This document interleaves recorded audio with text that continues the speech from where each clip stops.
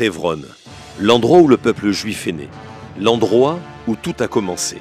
C'est là que nos pères Abraham, Yitzhak et Yaakov ont vécu avec leur épouse nos matriarches, Sarah, Rivka et Léa. Et c'est là qu'ils sont enterrés. Situé à 30 km au sud de Jérusalem, Hévron est la ville où se trouve le caveau des patriarches, endroit le plus saint pour le peuple juif, après le mont du Temple. Selon la Kabbale, le caveau des patriarches est l'entrée du Gan Eden, où toute prière, tout souhait qu'émet le cœur d'un juif, où qu'il se trouve dans le monde, passe par le caveau des patriarches avant de s'élever vers le ciel.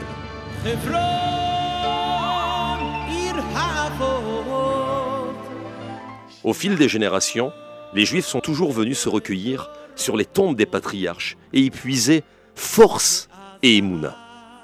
Malgré l'exil, il y a toujours eu à Hévron une communauté petite en nombre, mais de grande qualité. La communauté de Hévron a brillé grâce à ses tzadikim, notamment le Chida. À Hévron a été fondée une communauté Lubavitch dirigée par la rabbinite Menoura Rachel, petite fille de l'Admor Azaken, fondateur du mouvement Lubavitch. Longtemps, les relations entre les Juifs et les Arabes ont été bonnes, mais cela prit fin en 1929. Une foule d'Arabes manipulent, massacrèrent de façon barbare les Juifs de Hévron. Le bilan fut lourd. 69 victimes, parmi eux, vieillards, femmes et enfants. Au lendemain du massacre, les rescapés abandonnèrent leurs demeures et leurs biens. Pour la première fois, depuis 3500 ans, les Juifs disparurent physiquement de Hévron. La prière au tombeau des patriarches, comme au mur des lamentations, devint un rêve, lointain, mais jamais oublié. Lors de la guerre des 6 jours, Hévron fut libéré et retourna aux mains des Juifs. Les Juifs, ils revinrent prier librement au tombeau des patriarches. Ce n'est qu'après 13 ans, en 1980, que le gouvernement israélien autorisa à nouveau les Juifs à s'établir sur les ruines des anciens quartiers. Au cœur d'une population arabe, de nouveaux quartiers juifs furent construits et c'est à Beth Romano que s'établit la Yeshiva Shavé Hévron. Grâce à Dieu, la voix de la Torah se fit à nouveau entendre à Hévron et la vie juive devint à nouveau florissante. Les jardins d'enfants, Talmud et Torah et synagogues furent construits ou restaurés. De nombreux touristes vinrent visiter Hévron et les Arabes, qui connaissent l'importance de ce lieu pour les Juifs, s'habituèrent à la présence juive dans la ville. Le peuple juif était revenu à ses racines, sur la terre de ses ancêtres. Lorsque la deuxième intifada éclata, les tirs sur les quartiers juifs obligèrent leurs habitants à Hévron à protéger leurs maisons à l'aide de sacs de sable. Les étudiants de la yeshiva furent forcés de rester à l'intérieur du bâtiment et de voyager uniquement à bord de véhicules blindés. Le moment le plus dur fut l'assassinat de la petite Shalev Pass par un tireur d'élite palestinien. Les Palestiniens crurent que, comme en 1929, les Juifs fuiraient.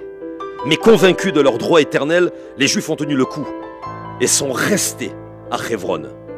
Après ce meurtre, pour protéger la présence juive à Hévron, Tzahal conquit à nouveau les points stratégiques de la ville.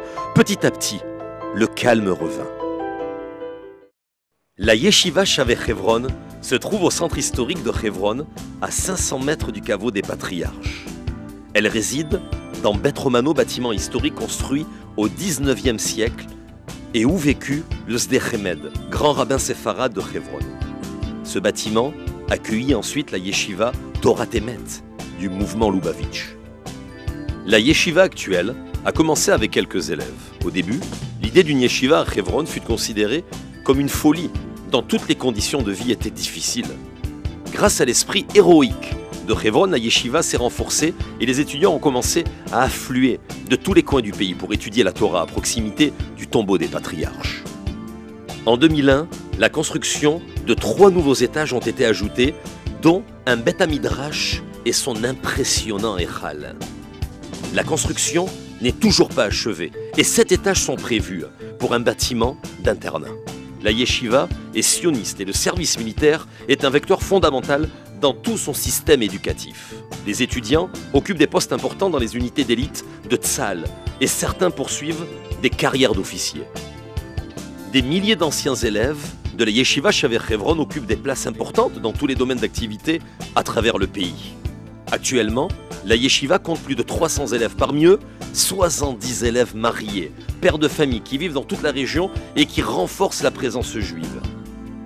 Grâce à la Yeshiva, aux familles qui vivent à Hebron et aussi grâce à Tzahal, qui protège nuit et jour ses habitants et visiteurs, les Juifs peuvent venir prier à la porte du Gan Eden.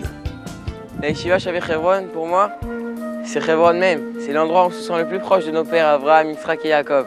C'est ça une vraie maison. Je vois qu'il y a froid.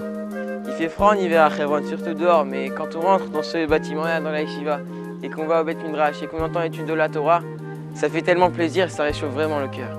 Lors du Shabbat, Raye Sarah, des milliers de Juifs viennent du monde entier pour renforcer Hebron et lire la paracha de la semaine à l'endroit où elle s'est déroulée.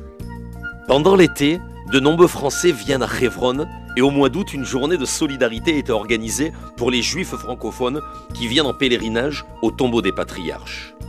Ils manifestent ainsi leur solidarité avec ceux qui font fleurir une présence juive à proximité du tombeau de leur mère et de leur père. Les Juifs de Hebron sont là pour tout le peuple juif et grâce au soutien des Juifs du monde entier, prenez part à leur mérite et apportez-leur votre soutien et votre solidarité. Renforcez l'étude de la Torah à Hebron, ainsi vous vous renforcerez vous-même. Nous vous attendons à Hebron, les bras ouverts et de tout notre cœur.